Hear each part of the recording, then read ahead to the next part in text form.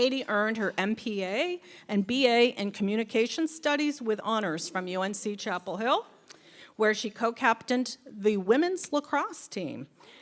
Yeah, woo, woohoo! And that was after she was captain of the USA Under-19 women's lacrosse team, which happened to win the silver in the World Cup. So, Katie, go Katie. And because she has not done enough, she is now earning her doctorate from NC State with a focus on community college leadership. Woo, I know.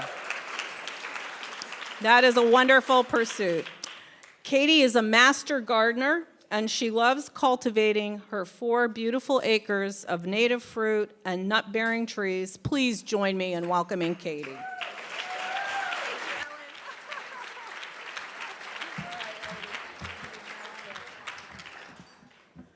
Okay, thank you, Ellen and Rory. And what an honor to be among the 2019 Women of Achievement for Chapel Hill, Chatham, and Durham magazines. So many remarkable ladies here, from a badass bouncing bulldog to the foodie stateswomen of North Carolina, to our own Chapel Hill Mayor Pro Tem. What a treat. Ellen invited me to share a few remarks on leadership. And as you know, there's a lot of layers to leadership, isn't there?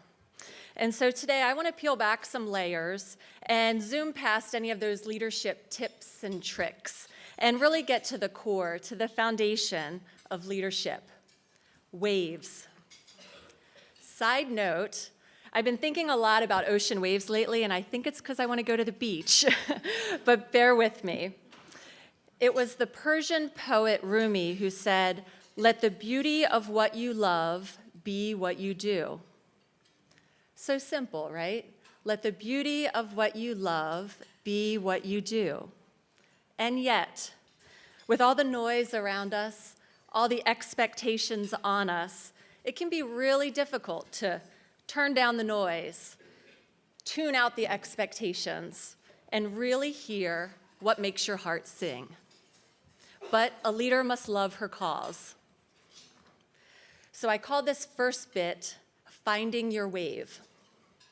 Finding your wave is all about authenticity, being honest with yourself, and getting into the flow. Emerson said, "To be yourself in a world that is constantly trying to make you something else is the greatest accomplishment."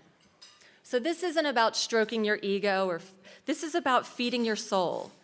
It's about asking yourself, what does it mean and what does it take to tap the deep well of gladness within me?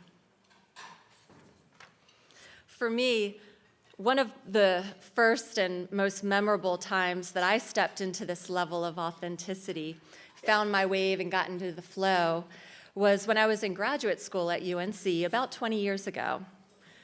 Back then, I was really inspired by little faith-based organizations that were doing an outsized portion of impact in their communities.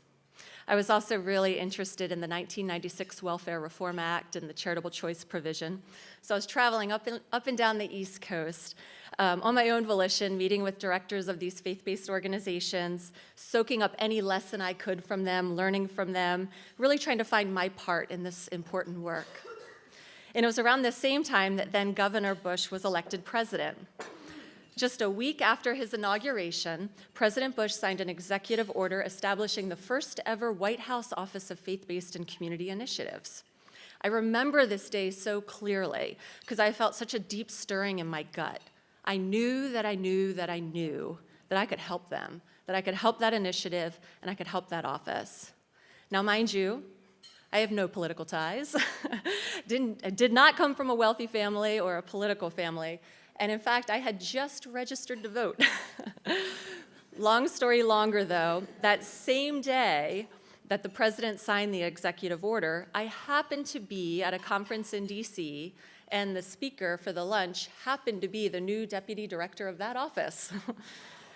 So after his remarks, I chased him, literally, down the hallway.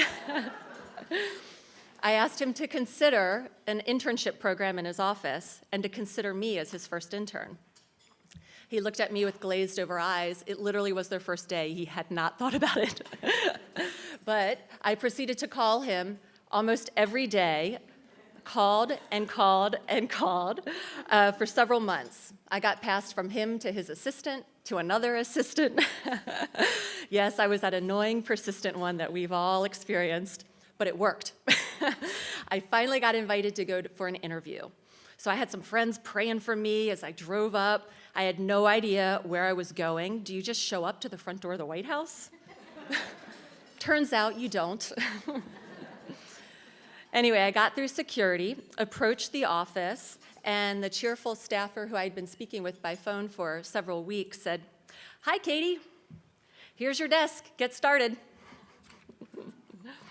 I played it cool, like I totally expected that. And I said, "Do you mind if I make a quick personal call?" She said, "Sure, go ahead." This is back before everyone had a cell phone. And I called my friend and I said, "I think I'm in." Miracle.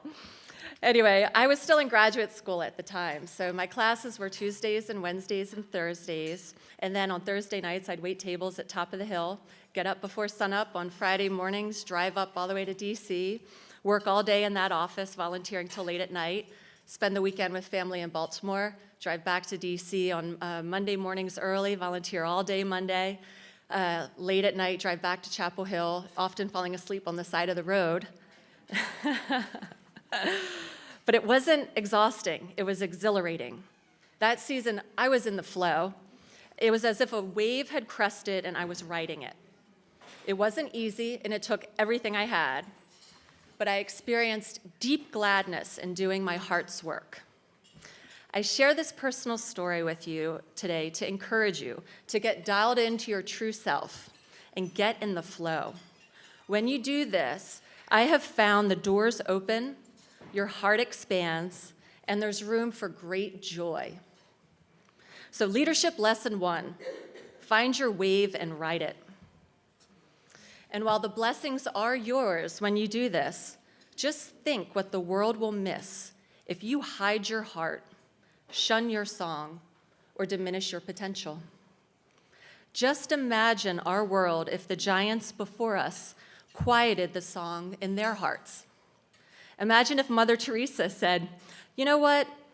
I'm just going to stay here in this classroom, follow the rules, and perhaps someone else will be disturbed enough to show the world how to treat the poor with dignity." Just imagine if Dr. Martin Luther King said, "I'll just stay here in the pulpit and not take the message to the streets and show the world the power of nonviolence." They had an unquenchable desire, found their wave, and had the courage to ride it. But this brings me to lesson number 2. Even if you're in the flow and you're riding the wave and achieving great things, that doesn't necessarily make you a leader, does it? Leaders don't just achieve, leaders create more leaders. Leaders don't just ride waves, they make them. They make them for others. I want to be a wave maker. As I think about the wave makers in my own life, I think of Jenny Levy, head coach of the UNC women's lacrosse team. She built the program from scratch into the 2-time national championship program that it is today. And I had the very good fortune of being a part of her inaugural recruited class in 1995. Coach Levy didn't just coach us, she pushed us through grueling situations that tested our mettle. Her leadership forged in me a toughness that I never knew was possible. A toughness, resiliency, and confidence that has proven so valuable in all areas of my life. Another wave maker, my UNC graduate advisor, Professor Michelle Hoyman. She is one of the first arbitrators in the nation. She was a part of the first cluster of women in the UNC Department of Political Science, and she's a prolific writer. When Dr. Hoyman has an idea for new research, she doesn't just invite students to do the research with her. She challenges them to say, "Come on, you're going to co-author this with me." This is very uncommon in academia, and it's an incredible opportunity for young scholars. She made waves for us to ride. Both of these remarkable wave makers are here today. Jenny and Michelle, would you please stand to be recognized?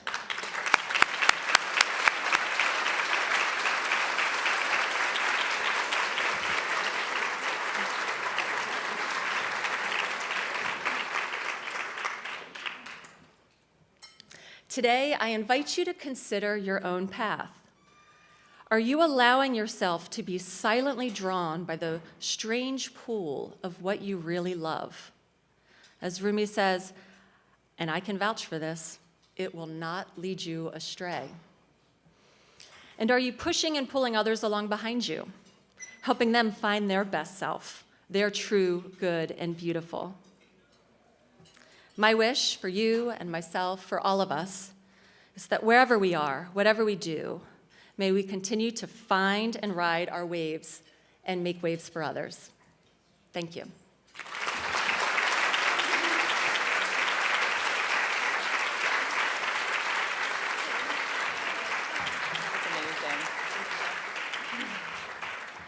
I was feeling really emotional while she was speaking.